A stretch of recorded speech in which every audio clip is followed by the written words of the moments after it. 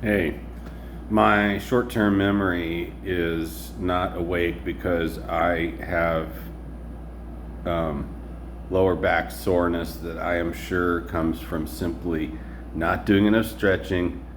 All the stress kind of, even though last night was a really good experience, it was the first comedy open mic I've been to in 21 years or more. Excuse me. And um, I just felt like I should tell you that it was a very encouraging vibe. There were individuals there where it's like, do I record this? Yeah, but I don't release it. That way it's archival or whatever. Okay, so there was a gentleman named Chris running it. He did a set at the end because people were like, are you going to do a set, Chris? He goes, yeah, I think I'm going to do some. And he did really great. His first joke had to do with he used to be, if I got this right, um,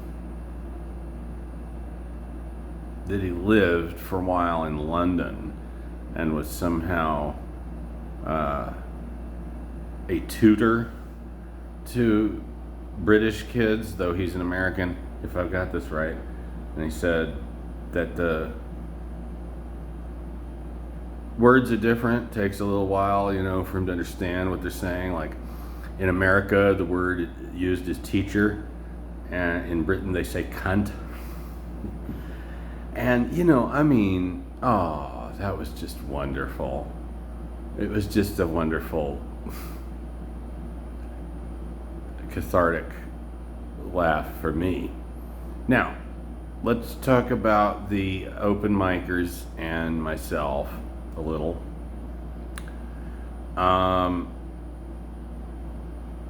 Let's see, who started it off? I can't remember who started it off. Was it there was a guy, I had forgotten about him when I wrote my mother an email about it last night, or this morning. I forgot there was a fella who was like of East Indian descent and was talking about having been in IT or cybersecurity, and a combination of his accent and a lot of his references were not making sense to me. Once or twice he said something that I thought was funny, but I kind of forgot that he was there because it seemed like it was white guys, one Latino fella with a friend of his who was Latino, but that gentleman was just recording the other guy like his friend, like the first time that guy ever got up in his life. And he went on last after, before the gentleman, Chris, running it, did his bit. There was a guy who looked like, oh gosh, a tough metalhead kind of guy. Only when he had his reading glasses up on the top of his shaved head, it was pretty funny that to me, like made him age 15 years. You could get away with looking 35, but that made him look 50. So I'm not sure exactly how old he was, but he did just the thing about the craziness of driving in LA, and it was great, but it was just sort of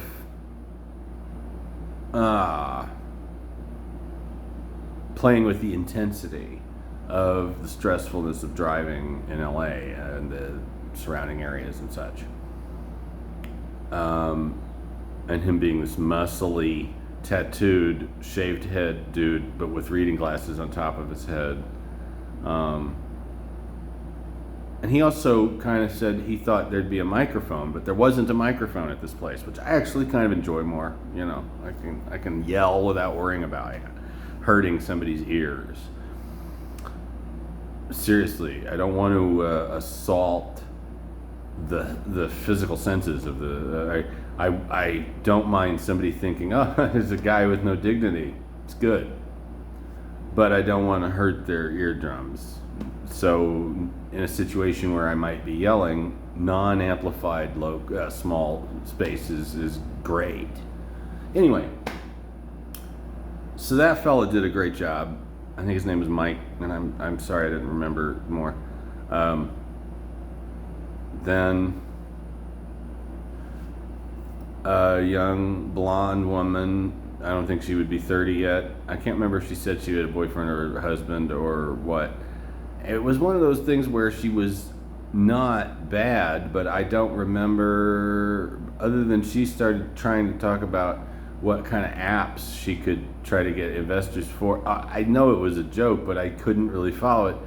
And then the other, I don't know, it seemed, she came over to me afterwards and said, my aunt is from Cushing, Oklahoma, or something very close to that, and just wanted to tell you I thought you did a fine job or something. I was, thank you, you too.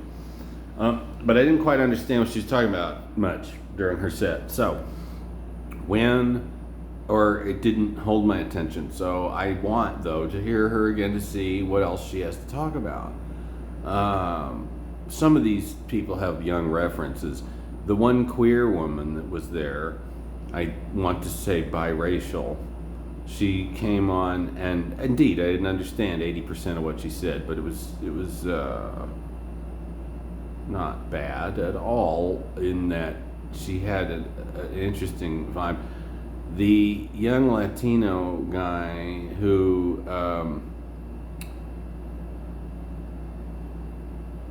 he was at first kind of not heckling, but shouting out little things, and the queer lady said something like, "Thanks for keeping it quiet for me back there," or something like that. And he shut his mouth after that because he goes, "I'm just nervous." And indeed, he seemed like Gabriel Iglesias, about half the size, but wearing an exceedingly tight t-shirt to accentuate his curvaceousness, and a kind of manic Latino and fluffy energy. But I'm not saying he stole from Gabriel Iglesias or anything like that. I think it's just what he made me think of. And he, as I say, went on before the host, who ended it. He didn't sign up. He was like scared or whatever, and everybody goes, "Oh, come on, go on up," and then he goes up. And the best thing about him was screwing around whether it was the set starting or not. There was more to it than that. But at one point he goes, has my set started yet? Because the host, since he wasn't on the list, the host went and dealt with some other stuff in the other part. Like I didn't even go. This was on the patio on the back of Dow Comedy Studio. So I haven't been inside the brick and mortar part proper. Am I even talking right? Anyway, the point is, then there was a young white guy who did silly jokes, sort of like, he didn't own any cups. And so I said, when I got up right away, one of the first things I said was, I also don't own any cups, and I'm 50, because this kid, he couldn't have been 30 yet. If he was 30, I'd be real surprised. And then he had jokes where he was like, then I realized modernity is nothing but a euphemism for destroyed inner urban areas. He had like very, very involved things, and then goofy, not cliche, but like punchlines that undercut somehow, it seemed to me, the intensity of the real talk he would say. And I couldn't quite I don't know what that's supposed to, is that supposed to appeal to the bridge and tunnel? I can't figure that. But at the same time, when he said he doesn't own any cups, I loved that, you know. I didn't steal it. I just told the truth. Like, I also don't own any cups. So then, a bisexual woman of Pakistani background, I guess. But she was like, it wasn't her 21st birthday, maybe it was the 22nd, I think. But I don't know. She's really young, and she's like, this is the first time I've ever done this, and she was a little bit toasted, and there was a bit of a rant to what she was doing about nobody really wanting peace and it all being about money and this and that and power and whatever. And I'm not going to say I disagreed, but I think there was not that much alcohol involved, just a little, but I think it was much more the nerves and the sense of freedom that she had being almost too much for her to be able to. But also could have been that she wrote things that made her laugh that were very ranty that nonetheless don't. Well, anyway, I'm not sure. And there's this guy, Will Rockland. He was my favorite. He was just wonderful. He killed it.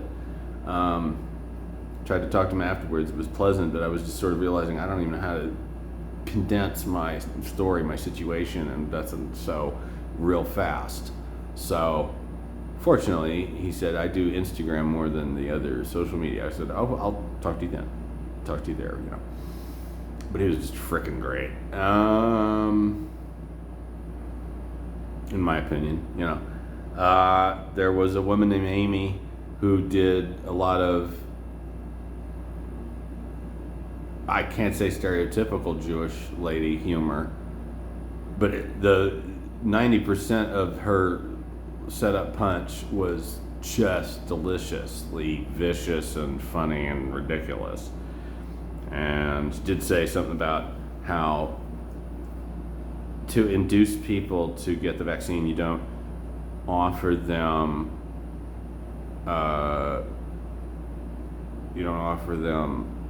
money, you don't offer them cannabis, you don't offer them a hand job, you offer them a way to surely lose weight. And it was the kind of deal where I was like, this woman is good as hell as a writer, and she delivers everything in a kind of almost stereotypical way. So I'm not really sure what the fuck, you know. Is it the same set she's done for a long time, or does she write like a motherfucker all the time? Because if so, it's pretty cool. Anyway, then there's one or two more people I was going to tell you about, I think. Yeah, it wasn't. Who else?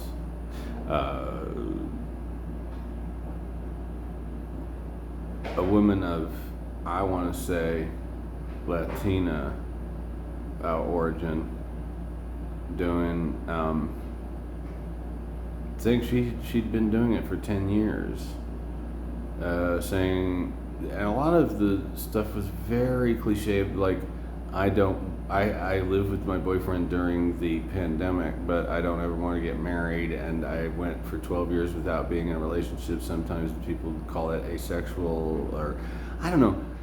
All that didn't hit me, and I can't remember what she said, but there was at one point she went just a little bit left with a punchline, and it killed me. I didn't necessarily guffaw, but I was like, wow, that's great, in my head. And then she topped it with a one right. These were subtle, though. I think that's the funny thing. When she wasn't subtle, I wasn't particularly digging it. But when she did these subtle things, I was like, that's damn fucking good, And I don't want to forget people.